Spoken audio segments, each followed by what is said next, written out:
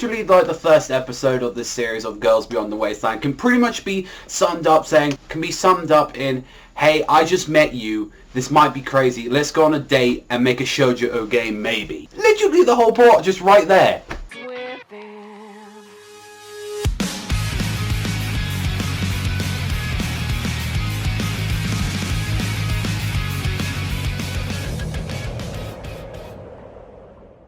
So with another one of the seasonal animes out now, known as Shoujo-tachi wa Koya or Mezasu, which is also translated to Girls Beyond the Wasteland, I actually had no real interest at all checking this out, but I heard from a couple of friends of mine, check this out, it's actually an enjoyable first episode, and seeing from like the other stuff that we've had this season so far that I've seen, mainly Myriad of Color Worlds is kind of one of the only other school-like series I'm seeing that has an action sort of element to it.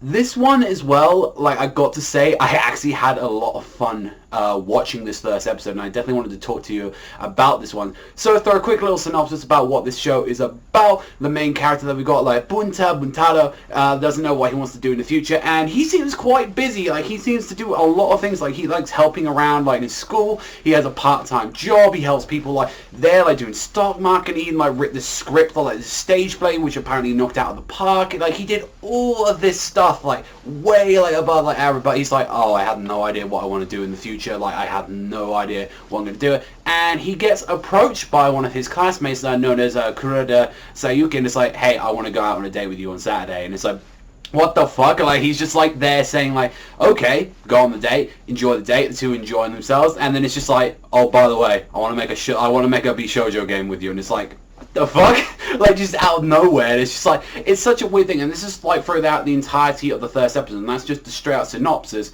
But that wasn't even the reason why, like, finding out about this kind of weird thing and saying, oh, let's make some gal games. One thing that really made this a lot more better than I'd say, like, than the first episode of Myriad that I could say, is definitely the characters that have been introduced in the first episode. Now, there was a lot more characters to focus on than there was in Myriad Colors, but one thing that this show definitely did in its first episode and really knocked it out of the park is really show you the characters of the show, show this is exactly how they're going to be, this is what you want to, there you go, pick your choice, who you like. And I've got to say, like, the main cast, like, there's about, like, I think 6, 7 of them so far, from what I've seen of them so far. Like, I enjoy every single one of them. Like, the one that I absolutely, Yuka is her name, which is ironically voiced by the same voice actress that does Unadera in Nizukoi. I can't stand Unadera as a character, but, like, her voice actress is great, and it's like, she has this really bubbly personality. Like, she's really, like, kind of crazy. Like, she seems to be, like, good at everything. She's good at, like, sport, she's good at, like, acting and stuff like that, and it's like, oh, it must be nice to be gifted. And it's kind of weird that with Bunta as well, when you see with his friend, like, they're kind of on the roof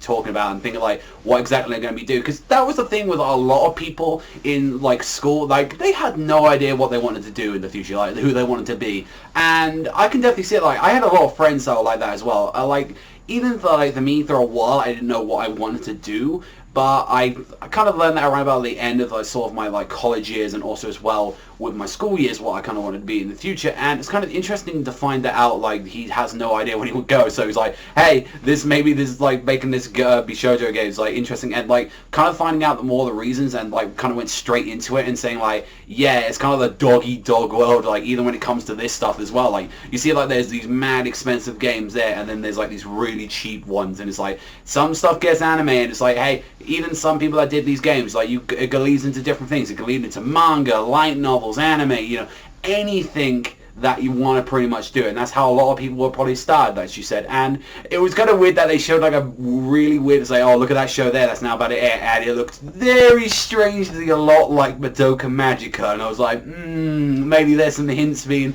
like, set up there. But honestly, that was the one thing, like, knocked out of the park. Honestly, the weakest thing that I could say about this episode and all that is probably that its animation wasn't anything special. That's like the only thing I can say, and that's not a bad thing. It's like, oh, it wasn't like doing amazing animation, and it's like, you know what, for a show like this, it doesn't need to be like absolutely over the top. I mean, it looks like just kind of like most average like animation-wise, like a slice of life series. Like, it doesn't have to do anything special, and I think that's the thing that really held it up. It's like, okay, if it isn't going to have like good animation, or so far from what I've heard, apart from the opening, like the music hasn't really caught me into it, I hadn't really heard it. It's like, you got to knock it out of the park with the characters, and so far from what I've seen of the characters from the first impressions, they have actually done a very well job showing like these characters, their personalities, and I like that. I don't remember a lot of the cast's name. I really enjoyed, like, I believe she was like one of the like she was the president or something like that, like the redhead girl with like the sort of like the glasses. She was really cool. I absolutely adore Yuka. Yuka might be waifu already. I might have to call that already.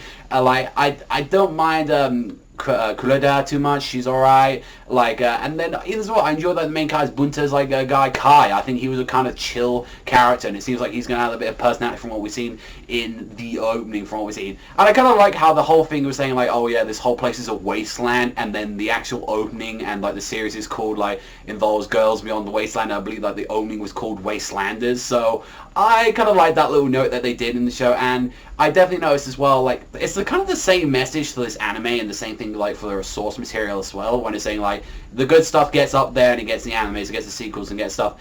It could be the same thing. Like, it cannot be making a joke. It kind of could be ironic if this show doesn't do well as a manga or an anime after this, and it's like, well, it got to the point where it did get an anime, so, you know, it did something right. And that's the thing, like, some series, like, if you compare it to, like, some series, like, if I'm going to be holding one up right now, this Barrage manga, this didn't go anywhere, and this is done from the same guy that does My Hero Academia, and My Hero Academia is blowing up, and I, you know, personally enjoyed it, but, you know, it's a dog-eat-dog world, you know, some series will do better than others. I mean, look at One Punch Man. One Punch Man blew out of the wall. Like, even from, like, when we heard about the manga, it was kind of doing great, but that's just how some series are, and I don't know, I feel like this series, like Koya, did a very interesting thing about talking about that, so definitely appreciate it. And you know what, for what the episode was, and like the only negative I could say that was just maybe they could have had better animation at some parts. Like, it's like, that's the only thing to say about it, and it's just like everything else was really pretty stellar. Like, and I actually enjoyed the whole little date that they were having. It was, I got a couple of chuckles out of it. I actually started to care about the characters around about the end of the episode, and I'm looking forward to where it exactly goes throughout these 12 episodes, from what I believe it is like a 12 episode series from what I know so far of it. And I think it's an 8.5. So far, this is one of my favorite things I've seen so far, and I'm looking forward to seeing the other shows out there, and I think this would be a nice little thing to, you know, keep up to date with, and who knows, I might actually keep up and do some episode reviews on this. So, honestly, I want to give my impressions on this show. Let me know what you think so far of, like, Girls Beyond the Wasteland. What do you think about Shoujo-tachi wa Koya? Like, do you think it was any good? Do you think it's just run-of-the-mill, just I don't care about it? Or do you think you're actually taking an actual interest into it, and you think this is going to be one of those shows you're going to keep up with every week? Personally, I think I like keep up to date with it every week from what I've seen so far. If it keeps being interesting like this, then definitely. But that's all from me. I thank you very much for watching as always, and I'll catch you guys next time.